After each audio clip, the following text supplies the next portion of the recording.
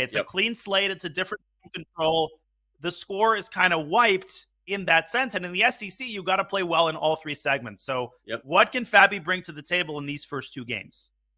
Well, we see a Rui Lopez now for Magnus on the white side. This is the first time we've seen Magnus get a Lopez. Yes, for sure. We have seen a Petrov, but here with the Lopez, what will these two guys bring us in theory that has been played very much? You talk about this position being played by both players in the matchup from Dubai, the 2021 World Chess Championship, Carlsen versus Nepomniachtchi. And Bishop C5, that is the Archangel variation, which has been incredibly hotly debated now for well over a decade. And Fabio has been playing it for well over a decade. And it's a very risky line, but it has withstood the test of time, and it's also withstood the advent of new computers. So it's actually a very robust variation. And Carlsen playing it very positionally. You often see White going C3, D4. That's the principled continuation. Magnus, a lot more modest, puts the pawn on D3 and kind of plays this almost like an Italian. Yeah. And the Italian meaning referencing the pawn on D3 versus a C3 and D4, normal Spanish for everyone. I'm translating for everyone who doesn't speak chess as good as you, like me. Yes. And that Italian means the structure is flexible. Because you haven't committed to a Spanish C3, D4, you still have this square for the knight and even this square. And so these positions, as you've said many times, John, these are favored in modern chess because of the flexibility they offer, that there's more ways to maybe catch your opponent in just a subtle maneuvering mistake. It's kind of interesting that in Russian, you don't say Rui Lopez. You can only say Spanish. And I started to realize that not everybody actually knows what Spanish refers to. I think Rui Lopez is more popular in the English-speaking chess terminology. So it's fun that openings have different names across different languages. Anyway, totally unrelated point. Does not contribute confusing at all to the discussion. Honestly, that stat was completely irrelevant. I'm going to tell you that. That was just no, I'm kidding. It was just so irrelevant. I mean, it was so irrelevant. Like, oh my God. Oh my God. But all right, Queen E2 is played. The rook comes to D8 quickly. Talk about these structures real quick, Danya. The fact that Black allowed the bishop to take on C5 to play DC is all part of the plan for Black to kind of overemphasize control over the D4 square and the D4 break, right? Yeah, I mean, I will point out, as Sergeant Silverwater says, the speed by Fabi has been great. In terms of the structure, it's like the definition of, both a strength and a weakness at the same time. But the structure is ugly. You've got the doubled C-pawns. I mean, you can imagine White putting a bishop on D5 and attacking that C5 pawn later on in the game, and things are exploding on the king side. But Black's got that immense control over the D4 square. But did Fabi just overlook a beautiful tactical shot by Mr. Carlsen? Look at that move. Knight G5 is a double attack on F7.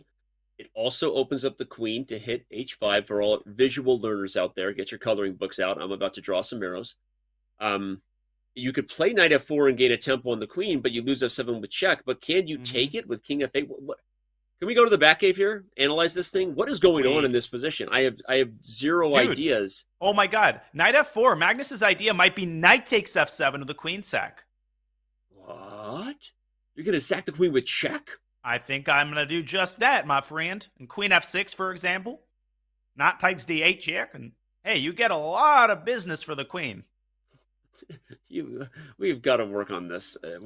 Anyway, all right, Knight G5. I dig it. And if I take, you just take here. Queen F6, Knight F3. And White is coming to life. If we see a queen sack in this game, Knight G5, Knight F4, and Knight takes F7, when do you let your queen get taken with check for a minor piece? Unbelievable. This is an unbelievable idea. And there's also like C4 in this position. You could sack it back, but I don't think that works out for Black. Fabi's calculating this. You can just sense the wheels turning in his brain. And Knight F4 has been played, and Magnus goes for it. Oh my God. We're seeing it on the board, ladies and gentlemen. The exact line predicted. A queen sacrifice. Black is okay here. Obviously, we're all kind of, on the edge of our seat with that sacrifice of the queen by Magnus. But what a crazy idea. That is just... But unfortunately, the fireworks have subsided. And, I think Black's in the driver's seat here, to be honest, Danny. Yeah, I mean, the eval bar says Black should be in the driver's seat. You have a queen for a rook and a knight if we're doing exact comparisons.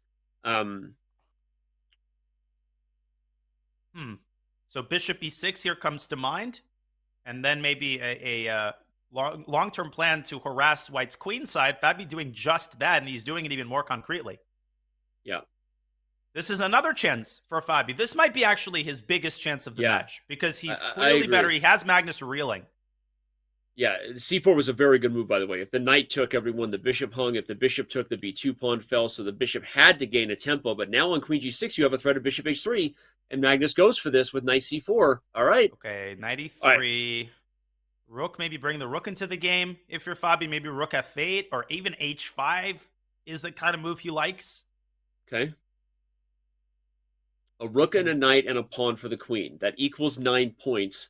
But again, the queen better most of the time because of the ability to flex her power with one swift move, target things on both sides of the board. The rook and knight have to have optimal coordination at all times to compete. And now notice that queen takes c4 runs into bishop c2, so that's not possible. Black's only chance is to attack the king side because White's structure is watertight. But if Fabi can get the pawn to h3, which he's going to do, that's going to provoke weaknesses on the king side. And in a time scramble, there's nothing more difficult than playing against a queen that's running amok. Agreed, Town. Population us. Bishop Carlsen. c4. I don't think you... Oh, he does trade. I was going to say... h3? Okay, h3, g3. No, knight e3. Yeah, I mean, h takes g2. That pawn is immobilized. He's going to move the rook. Move the rook, but where do you put it?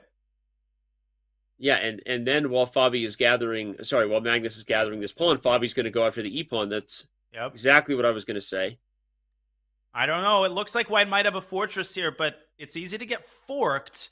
And Caruana's going to try to restrain White's pawns, first order of business. Second order of business is to use his majority. But that knight on e3 is a monster, Danny. I think Carlsen is holding this. I was going to say, the more I look at this, I think it's more likely that Carlsen wins. Look at the mutual time pressure. Whoa. Okay.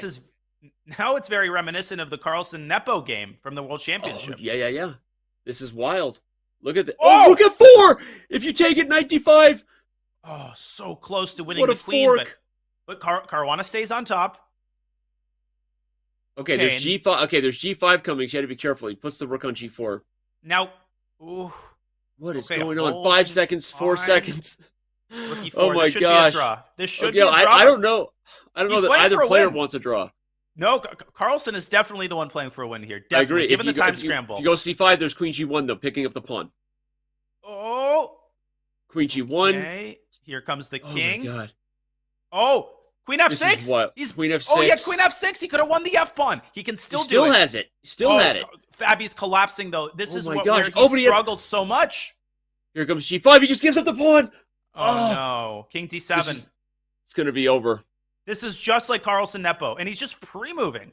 It's over. Dude, the knight is such a monster. Wait, he just needs to cross that last hurdle here. And he does. 7 seconds, 1 second for Caruana. Wait, it's back to maybe a perpetual check? No, there's just no way you can. No way. No more checks. That's it. And the knight next to the king, putting on